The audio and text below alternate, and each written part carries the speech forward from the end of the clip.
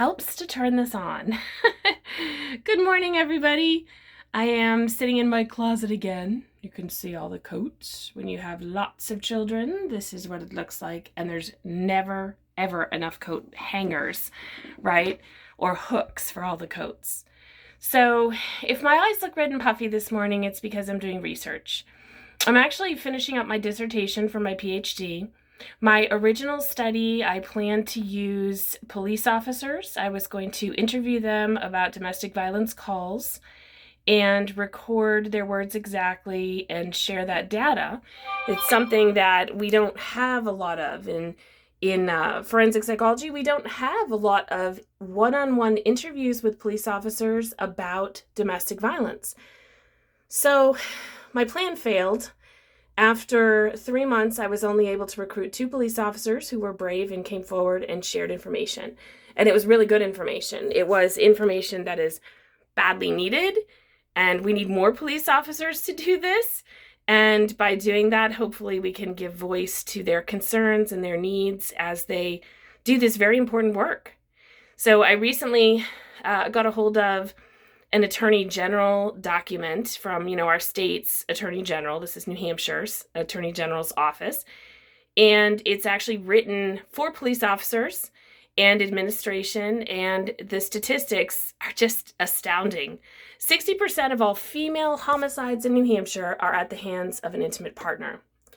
But 77% of all homicides in our state are a result of domestic violence.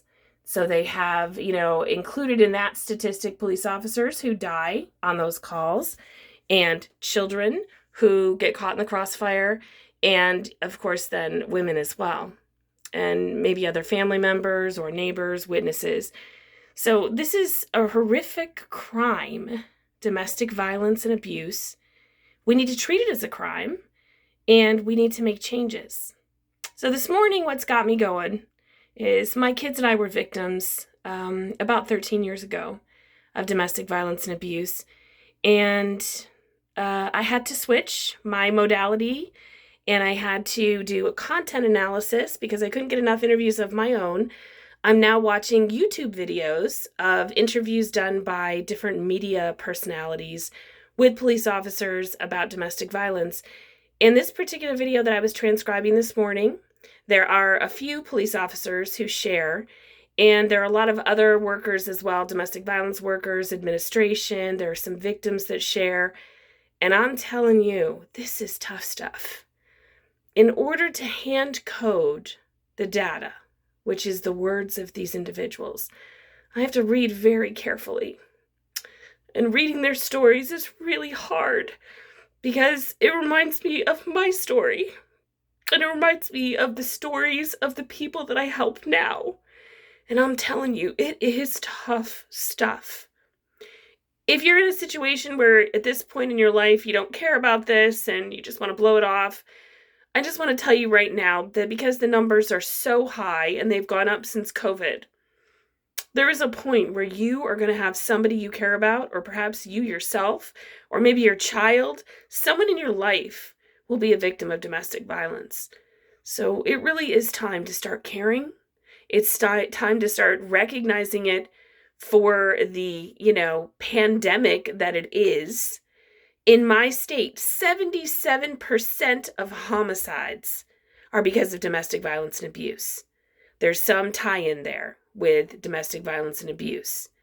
So, I also read a study once that said that 85% of all inmates had grown up in the toxic environment of domestic violence and abuse. So, as much as we like to pretend it doesn't matter, it really does. And if we can solve these issues, if we can find ways to stop the runaway train before the crash, before somebody dies, I think we'll see crime rates go down considerably all the way across the board, which makes this my number one priority. So, signing off. Gonna go watch a Christmas movie for a little while. Remember, coping mechanisms, folks? We talked about this. And then I'm gonna get back to work because there really is a lot of work to do. And again, this is really tough for me.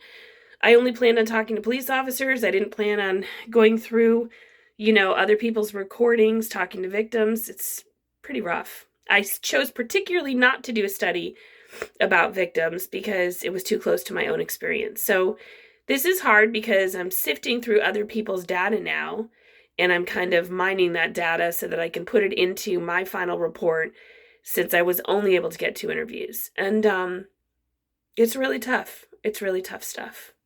But I love you all, and I hope you're having a great Monday. Mine's been really good so far. This is tough stuff, but this is par for the course. This is what I do now. Anyway, love you all, and I will keep you posted about this research as I go. Thanks.